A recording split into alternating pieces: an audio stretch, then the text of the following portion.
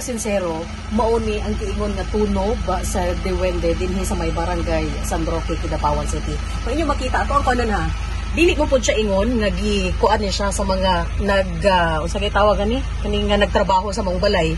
Kay nga naman ano jud siya, tunog jud siya mga kasinsero. Dili po siya ingon nga giukit or giunsa ba kay makita man gid nato. Ang ato ang kuan, gamay jud siya. Ato pa lang.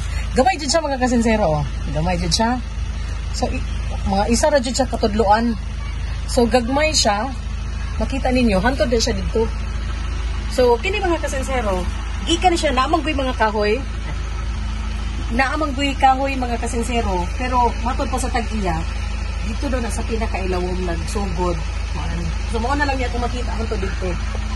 Ang kwentong bayan ay bahagi ng isang kalinangan na binabahagi ng isang partikular na pangkat ng mga tao. Sinasaklaw nito ang mga tradisyong karaniwan sa kalinangan, subkultura o pangkat na iyon. Sa ating kwento ay tungkol sa yapak ng isang duwende. Ito ba'y kapani-paniwala o hindi? Ngunit bago tayo magkwento, ang duwende o nuno sa punso, sila ang mga karaniwang katawagan sa mga maliliit na nilalang na hindi nakikita ng mga karaniwang tao. Ang mga ito ay naninirahan sa gubat, puno, punso o sa mga luma at malalaking tirahan na matatagpuan sa mga probinsya. Ang duwende ay nagpapakita sa mga iilang tao lang at kapag ikaw ay kanilang nagustuhan, katulad ng duwende na naninirahan sa bahay, ayon sa mga nakakakita, sila ay nakikipaglaro. Ngunit ito ngayon ang tanong sa isang lugar dito sa Kidapawan City na natagpuan sa Sitio Atipit, San Roque, ang pagkakaroon ng yapak sa isang duwende. Ayon kay Alma Jimenez, ang may-ari ng bahay, laking gulat niya matapos nilang nalagyan ng finishing touches ang dingding ng kanilang bahay at sa ikatlong araw, biglang may lumitaw na maliliit na baka sa gilid at hindi nila inaasahan ang sitwasyon. Sa paghimong aning balaya mo,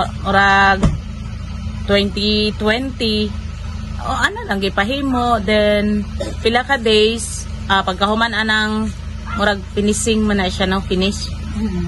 Wala pud may nakabalo na alay nakabantay ni ingon sa mga nga naalagi siya tunob. Di makulbaan ba ya pud tanong makakita og mga ingon ana kay mao pa ba apoy pagka-experience na ko ana. So ingon nila basin po daw og diha na siya nagpuyo. Kunya napoy mo ingon nga ni agi diha paana diha wala pud namon sila gipanghilabtan ko magpuyo man sila diha wala pud may mahimo. Kay ingon pud sa uban panalangin man gud po daw na. Sa katunayan, hindi niya napansin ang mga bakas ng paa matapos ang kapitbahay na nakapansin at nagtanong kung kaninong yapak na paa ng bata sa gilid ng dingding. Basig diha lang na sila napuyo, then nisaka siya anang time nga nahuman siya karon og pinis. Kay pag mura ka umagahan siya, wala pud may nakabantay dayon anak. Lahi pud ang nakabantay. Dili kami. Kay wala man gid ko isip nga kuaning lugar.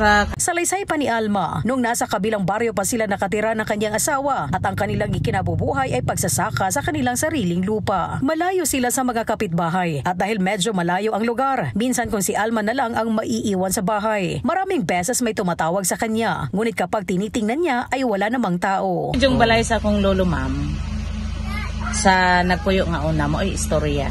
Baguro gani no kanang nay mga yo inigawas na syempre mo kadiyot lang inigawas na ako, wala siya tao. Hanggang sa nagpasya silang lumipat at naninirahan na ngayon sa kanilang pinagtayuan ng bagong bahay. Lumipat man sila ng bahay pero gaya pa rin ng dati ay may tumatawag at kung titingnan ay walang tao. At hanggang sa matagpuan nila ang bakas ng paa na pinaniniwalaang sa duwende. Pinatingnan nila sa isang pare ang mga yapak at ayon nito magandang senyales ang ganong bagay dahil nakapagtapos ng kolehiyo ang kanyang dalawang anak. Pero pagpa-blessing na ko ani ingon si father nga ang nagpuyo din kagi-share man namo. Good siya. Wala man pud may na ano kung goods ingon ni father siguro kay hangtod karon makakaon mi katulo sa isa kadlo makamerienda man pud mi. Nana pud pa. So okay gyud niya kanina buhay. Kay naglihok man gid mi. Hindi siya natakot ang malaman niya ang kwentong iyon dahil sanay na siya sa mga taong hindi katulad natin at natuwa pa nga siya sa sinabi na baka sinundan sila ng mag-asawa dahil sa maganda ang kanilang kalooban. Oh, thank you kung ingon anak. Wala pud ko kabalo ma'am. Siguro ambot lang dili man kami pud nga magkaayo ma'am dili kaayo mi dili gud ingon nga dili mi kanang himalikas. Ang kanyang mga anak ay pinalaki at tinuruan ng magandang asal hanggang sa sila ay nagtagumpay. Kapobrehon sa unang panahon jud ma'am question kay nako nga nakaanak ko og duha, kay paano mi mabuhi nga mag-uuma mi. Ang mag-uuma dili man pud gid siya ubos para sa ako maglihok lang jud ka. Kung naa lang gid pud tay yuta nga malihok, okay ra pud siya, pero kami nag-arkila lang jud mi. So hirap jud mi. Question na mo nang makakaon mi katulo sa isa ka adlaw sa una. Sa gagmay pa among mga anak. Na ning kamot lang pud ming duha. Paeskila sa mga bata. Nakahuman sila.